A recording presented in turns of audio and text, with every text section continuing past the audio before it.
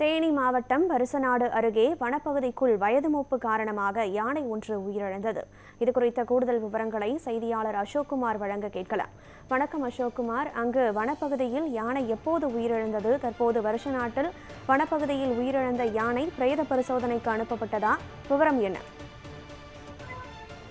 வணக்கம். தேனி மாவட்டம் ஆண்டிப்பட்டி தாலுகா வருசநாடு வனப்பகுதியில் வனத்துறையினர் வழக்கமாக ரோந்து பணியில் ஈடுபட்ட போது மஞ்சனூத்து அருகே உள்ள தண்டியம்பாறை பகுதியில் ஒரு யானை உயிருக்கு போராடி கொண்டிருந்தது. இதனைத் தொடர்ந்து உடனடியாக வனத்துறையினரின் கால்நடை மருத்துவ குழுவும் வரவழைக்கப்பட்டு யானையை காப்பாற்றும் முயற்சியில் இறங்கினர். தீவிர சிகிச்சை அளித்தும் யானையை காப்பாற்ற முடியவில்லை. இறந்த யானை பெண் வகையைச் சேர்ந்தது என்றும் 60 வயது இருக்கும் என வயது முதிர்வு காரணமாக இறந்ததாக வனத்துறையினர் தெரிவித்தனர். இதனைத் தொடர்ந்து இன்று வனப்பகுதியில் பிரேத பரிசோதனை செய்யப்பட உள்ளது. இதற்காக ராட்சத கிரேன் மற்றும் புல்டோசர்கள் யானை இறந்த பகுதிக்கு கொண்டு வரப்பட்டுள்ளது.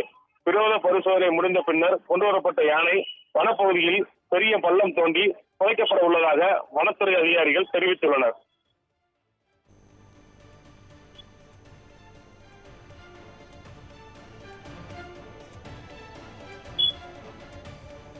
விவரங்களுக்கு நன்றி.